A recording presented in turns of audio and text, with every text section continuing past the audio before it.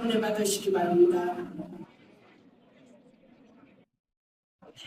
기도하시는 권사님도 기도에도 그랬듯이 우리가 예수 믿는 이 기쁨을, 복음을 주체할 수 없을 정도로 우리가 정말 이야기하지 않고서는 못 배길 정도로 그러한 예수 그리스도의 복음이, 사랑이 우리 마음 가운데에 가득하시길 주님의 이름으로 소망합니다. 우리가 예배를 드림으로써 내가 받은 그 은혜를 마음껏 누리며 살아갈 수 있는 우리의 삶이 되기를 또한 축복합니다. 바둑에 자충수라는 용어가 있습니다. 스스로 행했던 행동들이 결국에 가서는 자신에게, 나에게 불리한 결과를 가져오게 된다는 그러한 단어입니다. 스스로 행했던 나의 행동들이 결론은 이게 나에게 부메랑처럼 돌아오게 된다는 단어. 내가 오랜 시간 예수님을 믿으면서 나의 신앙이 겸손해지고 성숙해져야 되는데 어느 순간에 내가 구원의 은혜를 잊어버리게 되고 스스로 내가 이만큼 했으면 내가 하나님께 칭찬받겠지 라는 이러한 생각을 하게 되면 과연 우리가 하나님 앞에 섰을 때에 우리는 칭찬받을 수 있을 것인가? 아니면 더 열심히 하지 그랬니? 라고 책망받게 될 것인가? 늘 우리는 이렇게 신앙을 생활을 하면서도 나의 삶을 살면서도 내가 행했던 행동들이 어떠한 결과를 가져오게 될지를 한번 고민해 보셨으면 좋겠습니다. 내가 하나님 보시기에 잘했다고 칭찬받을 것인가? 아니면 마지막 때에 책망받을 것인가? 우리 모두가 그렇듯 우리는 주님 보시기에 옳은 삶을 살아내야 될 줄 믿습니다. 끓는 물 속에 개구리 이야기를 다 아실 겁니다. 팔팔 끓는 물에 개구리를 넣으면 개구리가 그 물이 뜨거워서 바로 이렇게 물에서 튀어나오는데 시원한 물, 미지근한 물에 개구리를 넣어두었다가 물의 온도를 서서히 올리면 그 개구리가 물이 뜨거워지는 줄 모르고 죽는다는 이야기입니다. 우리 사람도 마찬가지입니다. 한 곳에 우리가 가만히 아무것도 하지 않은 채 그 공간에 익숙해지면 변화를 두려워하게 되고 무언가 바뀌어보자 우리가 함께 이야기할 때에 머뭇머뭇거리게 됩니다. 하지만 오늘 우리가 이 갈라디아서 말씀을 통해서 우리를 자유케 하신 분은 하나님이심을 믿으며 우리가 능동적인 그리스도인이 되어지기를 소망합니다. 갈라디아서 말씀은 6장으로 된 짧은 말씀입니다. 우리 아이들과도 함께 한 달간 갈라디아서 읽기를 해보자고 제가 이야기도 했어서 아이들 중에서도 저도 그래도 계속 틈틈이 시간 나면 갈라디아서 말씀을 한 달 동안 6장밖에 되지 않는 말씀을 조금만 시간을 내면 하루 만에 6장을 다 읽을 수도 있고 1장에서 6장 시간 내어서 얼마든지 읽을 수 있을 것입니다. 갈라디아서 말씀을 읽으면 이 사도 바울이 베드로 사도를 책망하는 이야기가 나옵니다. 어떠한 이야기냐? 베드로 사도는 그리스도인입니다. 그래서 원래라면 선택받은 그리스도인들은 부정한 자들과 함께 하지 말라라는 것이 율법에는 기록되어져 있습니다. 그러나 베드로는 예수님을 알고 난 후에 아니다. 이방인들에게도 반드시 복음이 증거되어져야 되기 때문에 이방인들과도 함께 교제하면서 그들에게 복음을 전해야 된다. 라는 것을 베드로가 알았기 때문에 이 베드로도 이방인들과 함께 교제하고 함께 복음 전하는 것이 갈라디아서 말씀에 나옵니다. 그러나 이때에 야고보의 지인 유대인들이 이 베드로를 방문한다는 소식을 듣게 됩니다. 야고보의 지인 유대인들은 너무나도 율법을 잘 지키는 사람들이어서 베드로가 그들이 온다는 소식을 듣고 함께 이방인들과 분명히 조금 전까지만 하고 밥 먹고 교제했었는데 그들을 멀리하게 됩니다. 사도 바울이 그 장면을 목격하게 돼요. 그러면서 베드로에게 말합니다. 사도 베드로여, 어찌 당신은 그런 모습을 보이십니까? 율법을 잘 지킨다는 사람들이 와서 베드로 사도 당신을 보고 왜 당신은 이방인들과 함께 교제하고 그들과 어울립니까? 라고 말을 듣는 것이 그렇게 두렵습니까? 베드로 사도도 알지 않습니까? 하나님의 사랑이 율법을 폐하였고 하나님을 사랑하고 이웃을 사랑하는 것에 힘써야 된다는 것 알지 않습니까? 오늘날의 우리도 마찬가지입니다. 우리가 오랜 신앙생활을 하고 하나님의 자녀가 되었다고 해서 우리가 특별한 사람이 된 것이 아닙니다. 예수님이 그랬던 것처럼 우리 모두는 모두에게, 세상 모든 사람들에게 가서 이 하나님의 나라를 증거해야 될 사명이 있음을 보게 됩니다. 바울보다 베드로가 얼마나 더 예수님을 잘 따라다니면서 예수님 곁에서 수많은 기적들을 보았겠습니까? 그러나 바울이 나중 믿음으로서 나중된 자로서 베드로가 또 부족한 모습을 보였을 때에는 또 권면할 수 있는 모습을 통해서 내가 먼저 오랜 시간 믿었다고 해서 잘난 것도 아니고 누가 먼저 나중에 믿었다고 해서 그 사람이 나에게 권면을 했다고 해서 내가 기분 상할 일도 없다는 것입니다. 주님 안에서 우리는 언제나 좀 잘못된 길로 가는 사람들을 다시 이끌어내야 되는 그 의무가 있습니다. 또 함께 기도해주고 격려해줘야 될 줄 믿습니다. 그 말씀이 갈라디아서에서 나오게 됩니다. 갈라디아서 읽은 오늘 5장 1절 말씀은 하나님께서 우리를 자유케 해주셨습니다. 그리스도께서 우리를 자유롭게 하려고 자유를 주셨으니 그러므로 굳건하게 서서 다시는 종의 멍에를 매지 말아라. 아멘. 이렇게 말씀하셨습니다. 하나님께서 우리에게 예수님을 이 땅 가운데 보내주셔서 이 땅에 있는 사람들이 율법을 다 지키지 못해도 너희들이 하나님을 사랑하고 이웃을 사랑하는 것만으로도 나의 자녀가 될 수 있어 너희들 율법보다는 하나님의 그 말씀에 순종하고 사랑하는 것에 힘써 라고 이야기해요. 그럼에도 갈라디아서 말씀을 읽게 되면 이 백성들이 또 갈라디아 지역에 사는 성도들이 그 은혜를 잊어버린 채 율법과 하나님 사랑 앞에서 갈팡질팡하는 모습을 보이게 됩니다. 오늘날 나는 어떤 모습을 보이고 있습니까? 하나님께서 예수님을 이 땅에 보내주셔서 나를 자녀 삼아 주셨음에도 때로 나는 율법 가운데에서 내 신앙이 믿음이 흔들리지는 않았는지, 내가 주일 성수를 잘 못했다고 해서 나에게 이런 어려움이 오는 것인가? 내가 어떠한 것을 하지 않았을 때에 하나님께 이런 벌을 받지 않는 것인가? 이것은 우리가 율법에 얽매여 사는 것입니다. 율법에 얽매여 사는 것이 아니라 우리가 어떠한 실수를 하고 모자란 점이 있어도 내가 하나님을 더 열심히 믿어야겠다. 율법에 얽매이는 것이 아니라 하나님께서 예수님으로 인하여 우리에게 자유함을 주셨으니까 우리가 이제는 죄의 종이 되는 것이 아니라 성령님의 이끌리어 의의 종이 되어야겠다는 그러한 믿음이 생기시기를 주님의 이름으로 소망합니다. 이 자유라는 것 얼마나 감사하고 귀한 것입니까? 이 대한민국 땅도 일제강점기를 통하여서 그 긴 시간 일제 치하의 이러한 종의 모습으로 이 대한민국이 긴 시간 어려움을 겪었습니다. 일제강점기가 끝나고 또 얼마 되지 않아서는 어떠한 일이 벌어졌습니까? 6.25 전쟁이라는 걸 통해서 중공군, 인민군들, 북한, 중국, 러시아군 할 거 없이 이 나라를 침략하지 않았습니까? 그럴 때 수많은 그리스도인들이 목숨을 잃게 됐고 수많은 국민들이 목숨을 잃게 되었습니다. 그렇기 때문에 우리는 이 자유함에 대해서 늘 묵상하고 이 자유를 지키기 위해서 우리는 고군분투해야 될 줄 믿습니다. 하나님께서 자유를 통해서 더 이상 너희들 그 죄의 종에 억눌려 다니지 말아라. 내가 예수님을 이 땅 가운데 보내주셨지 않냐. 이러한 말씀을 기억하며 우리가 신앙 안에서 자유함을 누려야 됩니다.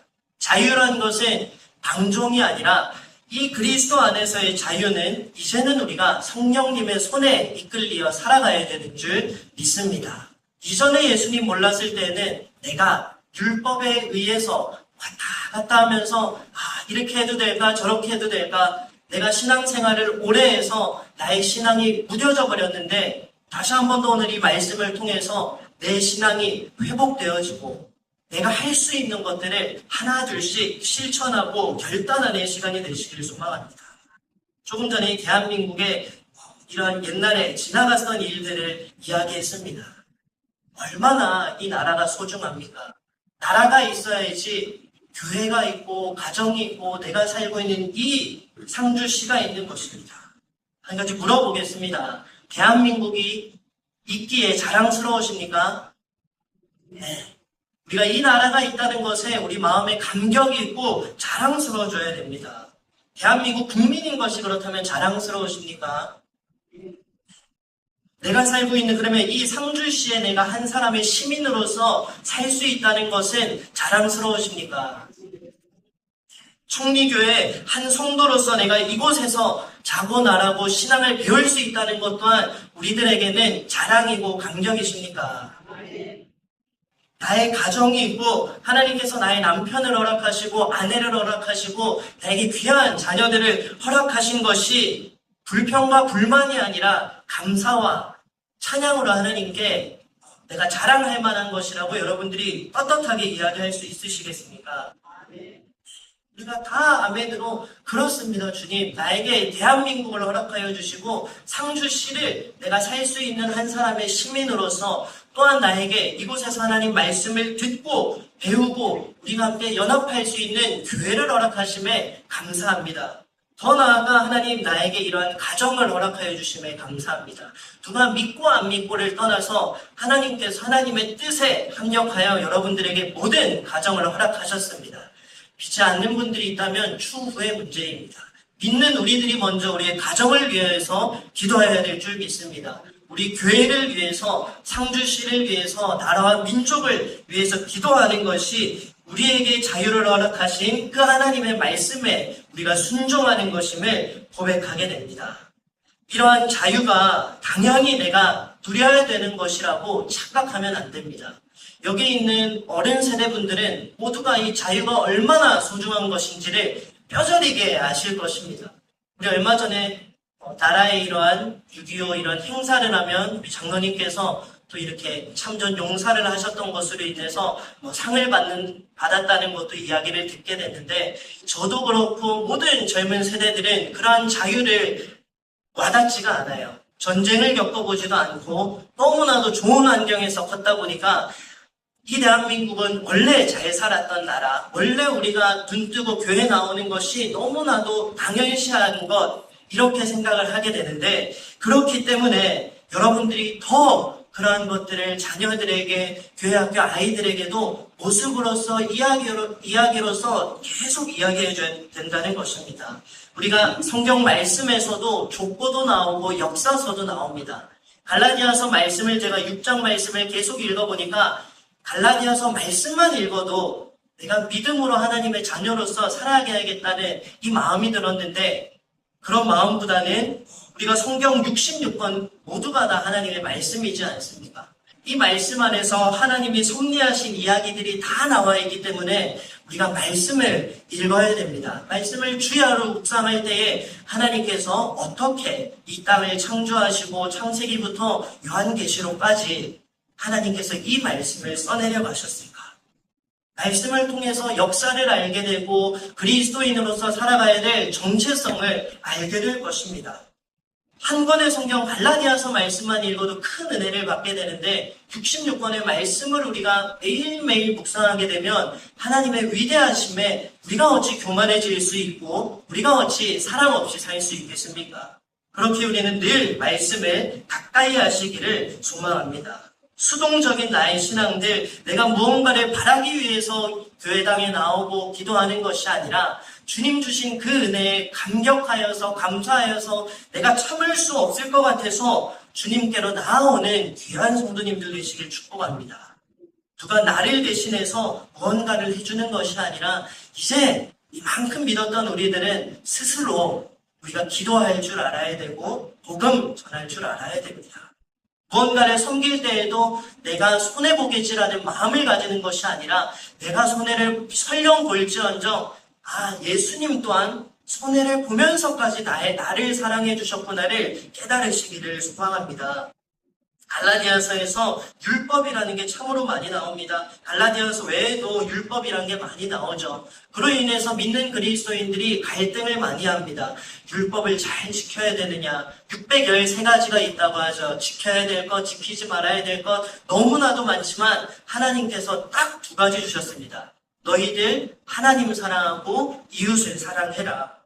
율법이라는 것은요, 이전에 예수님이 오시기 이전에 예수님께로 인도해주는 역할, 그 이상도 그 이하도 아닙니다. 그 작은 도구에 불과했습니다. 그러나 예수님이 이 땅 가운데 오셔서 하나님 나라를 끊임없이 이야기하시며 나로 말미암지 않고는 천국에 들어올 자가 없다라고 말씀하셨습니다. 그 말씀을 우리가 믿으며 말씀에 순종하며 능동적인 우리가 되어지기를 소망합니다. 말씀이 믿어지고 그 믿어진 말씀에 우리가 순종할 때에 우리 마음 가운데 참 평안이 생길 줄 압니다. 근데 얼마 전에 뉴스를 볼 때 한 정치인이 이런 연설을 했습니다. 무엇이 부끄러운지 아십니까? 유튜브 통해서 혹시 본 적이 있나요? 뭐 이런 정치적인 이야기를 한다기보다 그 의원의 연설을 통해서 깊게 반성하게 되고 회개하게 됐습니다. 한 의원이 이런 이야기를 했습니다. 당신들 무엇이 부끄러운지 압니까? 우리를 위해서 그 추운 겨울에 외쳤던 그 사람을 또 무시하고 하는 것이 우리에게 큰 도움으로 다가왔는데 이제 우리가 잘 됐다고 해서 우리를 도와줬던 사람을 무시하는 것이 부끄러운 행동입니다. 그러면서 쭉쭉쭉쭉 뭔가를 다 이야기하는데 큰 찔림으로 다가왔습니다. 그러면서 저에게도 적용을 해봤습니다. 그리스도인으로서 한 명의 목회자로서 이렇게 살아가고 있는데 무엇이 부끄러운지 아십니까? 제가 이 단에 서서 예수님의 말씀을 복음을 올바로 전하지 못하고 그저 성도 여러분들 교회에 나와서 기도하면 복 받습니다. 복 받습니다. 복 받습니다 하면 그것이 내가 하나님 앞에 섰을 때 하나님께서는 너가 했던 모습들이 부끄러운 행동이야 라고 하실 것 같아서 한 의원이 했던 이 말들이 참 비수적으로 꽂혔습니다. 우리들에게도 마찬가지입니다. 그리스도인들의 무엇이 부끄럽습니까? 복음을 전하는 것이 부끄러우십니까? 복음을 증거하는 것은 우리에게는 자랑이 되어져야 됩니다. 우리에게 있어서 남들 앞에서 식사하기 전에 기도하는 것이 부끄러움이 되어져야 되는 게 아니라 우리는 마땅히 하나님께 감사하고 식기도를 하는 것이 자랑스러운 것입니다. 누군가 와서 우리에게 이야기하면 이거 얼마나 부끄럽겠습니까? 당신 교회 다니는 사람이라고 하면서 내가 알기로는 교회 다니는 사람들은 밥 먹을 때 기도해야 되는데 왜 떳떳하게 기도하지 않습니까? 부끄러운 모습 아닙니까? 라고 했을 때에 부끄러운 순간이 분명 저에게도 있을 것입니다. 하지만 오늘 이 시간을 통하여서 누군가를 정죄하려고 이 말을 하는 게 아니라 우리들이 그럼에도 말씀을 통해서 하나하나씩 변해보자는 것입니다. 부끄러운 것이 기도하지 못하는 것, 남들 앞에서 우리가 교회 다니세요 전도하지 못하는 것, 이게 부끄러운 것 아니겠습니까? 제가 치과 치료를 받기 위해서 구미를 갔었는데 길을 걷는 중에 어떤 할아버지가 뭔가를 주섬주섬 꺼내려고 하는 것을 보았는데 횡단보도 불이 바뀌는 것을 보고 지나쳤어요. 그러나 그 횡단보도 불은 이렇게 초가 점점 내려가고 있는데 뭔가 꺼내려는 것 같아서 다시 뒤로 돌아서 가봤습니다. 아니나 다를까 이런 물티슈와 건빵을 주시더라고요. 그러면서 나도 매 주일마다 그래도 길게 한 것은 아니지만 우리도 주일마다 모여서 이렇게 만난 간식도 나눠주고 물티슈도 줬는데 저분도 저렇게 똑같이 하는구나를 보게 되었어요. 그 할아버지가 상당히 나이는 많이 돼 보이시더라고요. 그래서 젊은 사람들뿐만 아니라 나이 드신 분들도 얼마든지 할 수 있다는 것을 또 깨닫게 되었습니다. 가방에서 주섬주섬 꺼내서 합동식의 구미에 있는 교회인데 물티슈도 주고 건빵도 주고 그러면서 할아버지는 별다른 말씀은 안 하시더라고요. 그냥 준비한 거를 내가 해야 될 것만을 전해주시더라고요. 사랑하는 우리 총리교회 귀한 성도님들도 우리가 복음 증거하는데 조금 더 힘썼으면 좋겠습니다.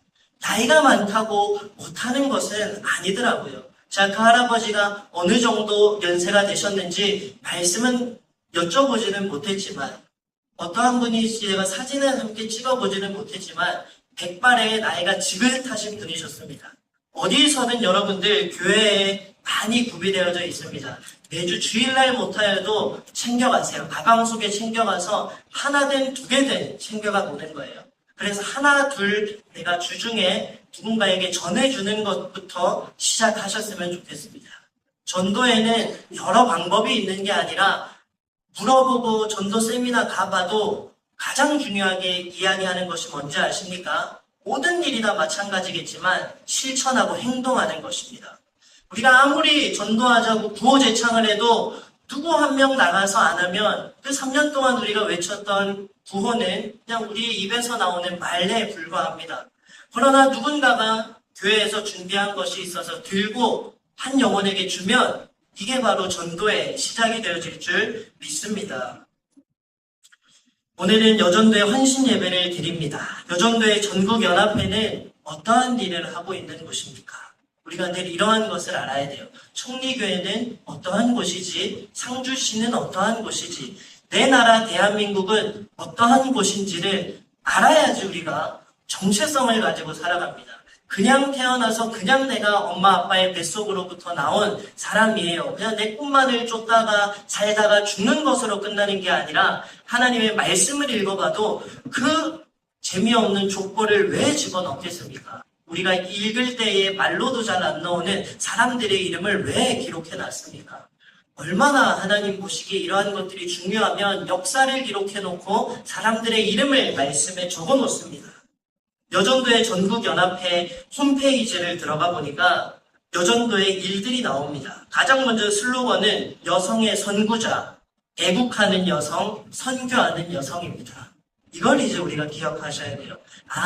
내가 여전도의 한 사람으로서 여전도에는 여성의 선구자이고 나라를 위해 애국하는 여성, 그리고 선교하는 여성이구나. 그러한 기관이구나. 또한 목적은 예수 그리스도의 부르심에 순종하고자 연합하여 국내외 선교 사업에 힘쓰고요. 성서의 교훈으로 그리스도 안에서 성장하고 하나님의 뜻을 지상에 이루기 위하여 교회와 사회에 봉사하는 그러한 기관입니다. 이제 우리가 이런 것을 아셔야 돼요. 그냥 내가 여전도의 임원으로서 여전도의 분들 1여전도에 2여전도에 교회 청소하러 나오세요. 청소하는 것이 중요하지만 목적의식이 있어야 됩니다. 교회와 사회에 우리는 값없이 받은 은혜를 값없이 섬기는 그러한 기관입니다. 남선교회도 마찬가지입니다. 남선교회 홈페이지도 들어가 보니 하나님의 뜻에 따라 연합하여 선교적 사명을 감당하고 성경의 교훈으로 기독교적인 인격을 높이고 서로 도우며 교회와 사회에 봉사하는 목적을 하는 기관입니다. 라고 기록되어져 있습니다.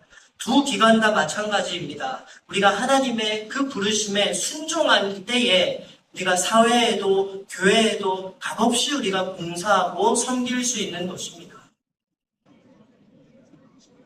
우리들의 관심사는 언제나 하나님께서 이 땅에서 우리에게 이 나라를 위해서 생육하고 번성하여라. 내가 만들어준 이 세상을 너희들이 아름답게 잘 가꾸어라 라고 하신 것이 창세기의 말씀입니다. 그렇게 우리는 늘 이 대한민국과 교회와 가정과 직장과 학교를 돌아볼 줄 알아야 됩니다. 우리가 돌보는 그러한 임무가 우리 모두에게 있습니다. 앞서 말했듯이 율법은 예수 그리스도가 이 땅에 오심으로 폐하여졌습니다.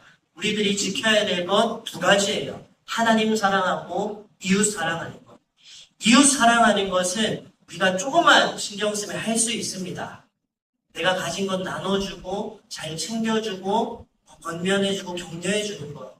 그러나 우리가 말이 하나님 사랑이 더 쉽지 않아 생각해도 하나님 사랑을 제가 곰곰이 생각해 보니까 하나님 사랑 너무나도 어렵습니다. 그리스도인들이 주일 성수 잘하면 하나님 사랑 아니에요? 라고 할 수 있겠지만 우리 안에 있는 이러한 우상 숭배들을 끊어내야 될 줄 믿습니다. 우리가 어떤 직업을 가지고 있든지 우리는 당당하게 떳떳하게 자랑스럽게 그리스도인임을 선포하며 살아가야 될 줄 믿습니다. 그것이 바로 하나님 사랑하는 것입니다. 내가 하나님을 사랑한다고 하면서 떳떳하게 내가 그리스도인이라고 말하지 못하는 것이 부끄러운 모습입니다.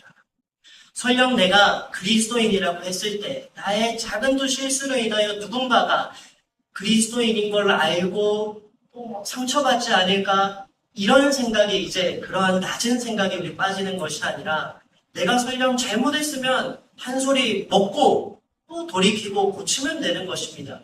그러면서 끊임없이 계속 그리스도인임을 우리가 세상에 나타나게 될 때에 우리의 신앙도 더 점점 더 성숙하게 변할 것이고 우리가 누가 보든 안 보든 내가 입술로 계속 그리스도인이라고 외쳤지 나 그리스도인답게 살아갈 거야. 나는 이제 성령님의 인도하심에 이끌리며 살아가는 사람임을 우리가 고백해야 됩니다. 현 시대를 보면 얼마나 이 시대가 악해져 가고 어려워져 가고 있습니까? 정치적인 이야기, 이 나라가 어떻게 되어져 왔던 역사를 아까 잘 보아야 된다 했습니다. 이 대한민국이 어떻게 세워진지 다 아십니까? 조선에서 대한민국으로 건국이 되어진 이 역사를 우리가 아셔야 됩니다. 이 나라에 선교사들이 와서 피 흘리고 죽었던 것을 아셔야 됩니다. 이 나라에 수많은 그리스도인들이 와서 병원을 세우고 학교를 세우고 교회를 세웠다는 사실을 우리가 잊지 말아야 됩니다. 이러한 일들을 원래 기성세대만 기억하는 것이 아니라 여러분들이 그토록 사랑스러워하고 프로필 사진에 하고 상태 메시지에 내 손자 내 손녀 사랑해라고 하는 그 마음으로 가르쳐줘야 된다는 거예요. 이 대한민국이 어떻게 세워졌고 부모님, 할머니, 할아버지가 어떻게 신앙을 지켜왔는지를 우리가 끊임없이 이야기해야 됩니다. 이 이야기가 조금 지루해 보이고 어려워 보여도 우리는 계속해서 이야기해야 됩니다.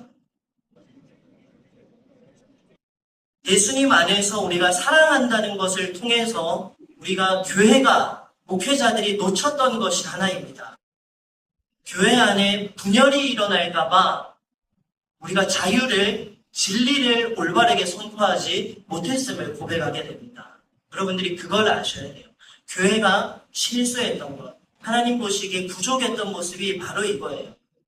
자유를 외칠 때, 진리를 외칠 때에 누군가가 혹여나 상처받아서 떠날 것을 무서워해서 우리가 하나님 믿는 것에 더 우리가 이야기하지 못했던 것이 어떻게 보면 하나님 앞에 우리가 섰을 때에 책망받지 않을 것일까라는 것을 한번 곰곰이 생각하게 되면 너무나도 두렵고 회개하게 되더라고요. 여러분들도 뉴스를 봐서 모두가 아실 것입니다. 부산의 대형교회 목사님이 구속되었어요. 감옥에 갇혀 계십니다.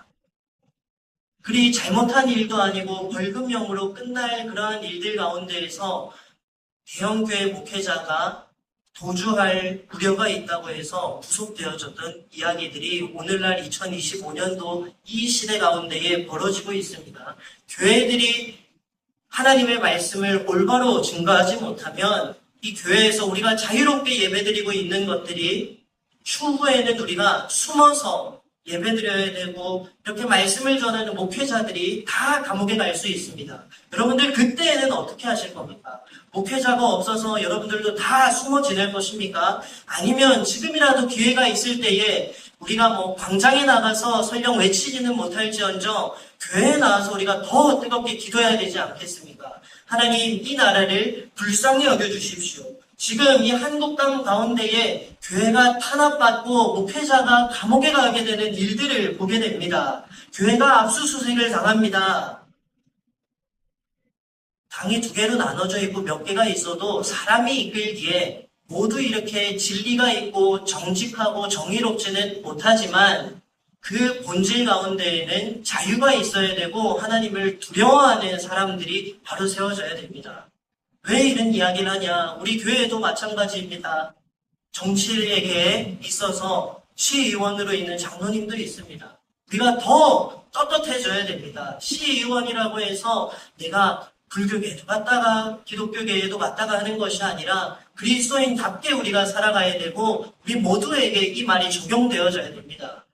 그렇지 않으면 나라가 무너지고 교회가 무너지고 하나님을 대적하는 저 사단 마귀가 더 활개칠 것입니다. 우리가 네팔을 위해 기도하고 선교사를 파송했습니다. 최근에 우리가 수요 기도회 때 어떤 기도했습니까? 네팔을 위하여 기도했습니다. 젊은 세대 아이들이 시위를 하고 데모하고 그 뉴스를 여러분들이 기독교적 가치관을 가지고 이 젊은이들이 왜 그러한 일을 했는지, 왜 정부의 지도자들을 쫓아냈는지를 깨달으셔야 됩니다. 왜 젊은 청년들이, 그리스도인들이, 기성세대들이 작년 10월에 광장에 나아가 주일임에도 불구하고 주일 성수하지 않고 우리가 버스 타고 서울 올라갔습니까? 나라에 이런 어려움이 있고 죄악들이 있을 때에 일반 시민들이 목소리 외치는 것이 아니라 그리스도인들이 우리가 먼저 더 나라를 위해서 증거해야 됩니다. 이 나라를 용서하여 달라고 우리들이 외치셔야 됩니다. 이러한 것들을 교회가 하지 못했음을 부끄럽지만 고백하게 됩니다.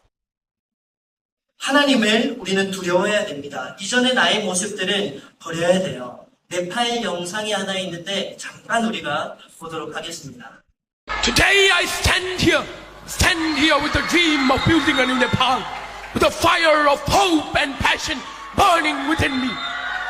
But my heart is heavy because this dream seems to be slipping away. Rise and shines, futures of this upcoming imperial empire. I, Avishkar Raut, the head boy of this everlasting imperial institute, Holy Well English Secondary School, welcomes you with open arms to our 24th annual program. I put myself before you this moment to shed light within your consciousness by piercing the dark nimbus that circles above you. I am present here today to immortalize a monumental change in the course of history. Nepal, our mother, this country gave us birth, nurtured us. But what did it ask in return? Just our honesty, our hard work, our contribution. But what are we doing? We are bounded by the chains of unemployment, fleeing abroad in search of opportunities. We are trapped by the selfish games of political parties. Corruption has woven a web that is extinguishing the light of our futures. Youth, rise! We are the torch bearers of change. If you do not raise our voices, who will? If you do not raise our voices, who will? If you do not build this nation, who will? We are the fire that will burn away the darkness. We are the storm that will sweep away injustice and bring prosperity.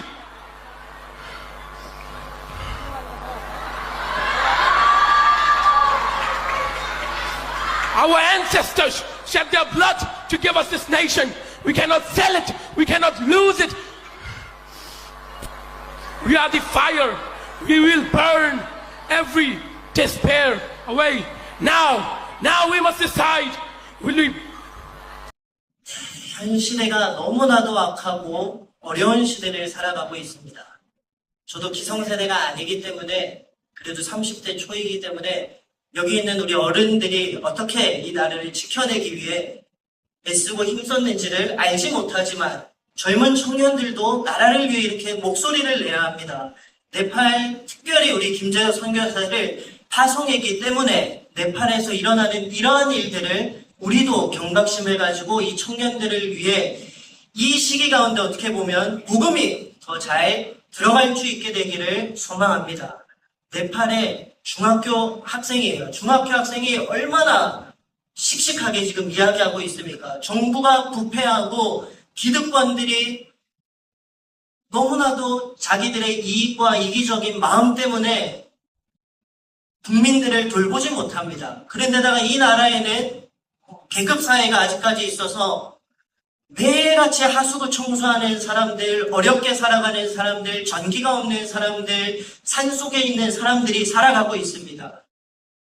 이 대한민국 땅도 마찬가지였을 줄 압니다. 그러나 우리 귀한 성도들이 나라를 위해서 기도하고 헌신했기에 2025년도에 이 대한민국이 있는 줄 압니다. 그렇지만 대한민국 또한 오늘날 너무나도 위태로운 상황에 처해 있습니다. 그리스도인들이 진리를 올바르게 선포하지 않고 복받기 위한 것만 이야기하면 이 교회조차 무너지게 될 것입니다. 그러나 기성교회 우리 성도들이 이 교회가 부흥되어지기 위해서 얼마나 큰 결심을 하고 결단을 했습니까? 그 옛날에 얼마나 그 추운 겨울에도 모여서 부흥회하고 집회했기 때문에, 기도했기 때문에 이 나라가 지금 10대, 20대, 30대들이 이 나라를 살아가고 있습니까? 그렇기 때문에 내가 이제 나이가 들었다고 해서 나는 힘이 없고 소극적입니다라고 하는 것이 아니라 기도의 자리 가운데 더 나와야 됩니다. 그래야지 우리 젊은 청년들이 그거를 깨달아 알고 이 나라가 거저 세워진 것이 아니구나. 네팔이 저렇게 무너져가니까 깨어있는 중학교 아이가 저렇게 수많은 어른들 앞에서 외치고 있습니다.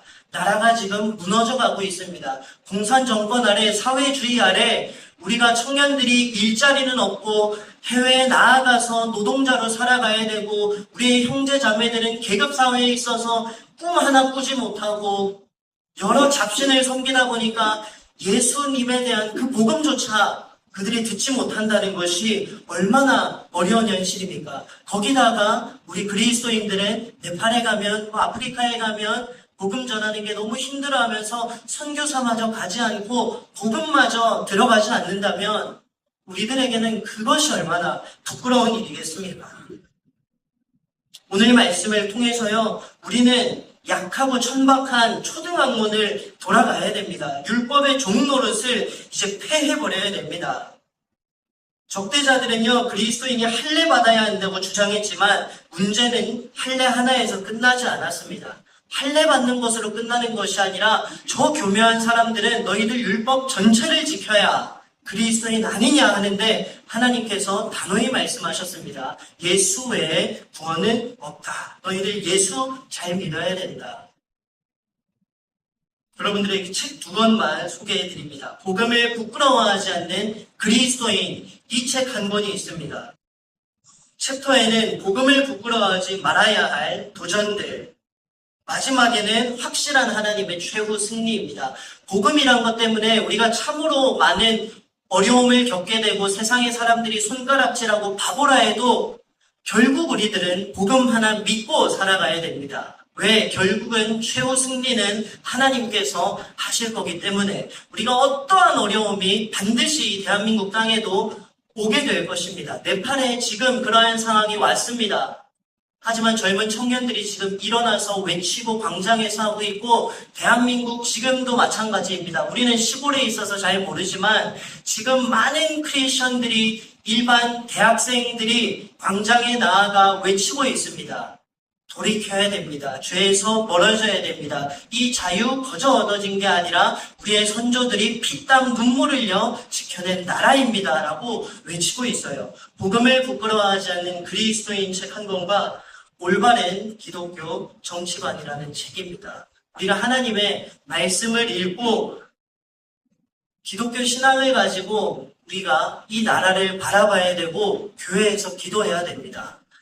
이 책이 필요하신 분들은 저에게 오셔서 책을 선물해 달라고 하면 제가 선물을 해드리도록 하겠습니다. 우리가 읽어야 되고 공부해야 되고 말씀에 우리가 무릎 꿇어야 됩니다. 우리가 기도하지 아니하면 수동적인 모습으로밖에 살아갈 수 없습니다. 내가 가만히 있어도 누군가가 광장에 나가서 외쳐주겠지. 그러면 이 나라가 어떻게 해서든 흘러가겠지.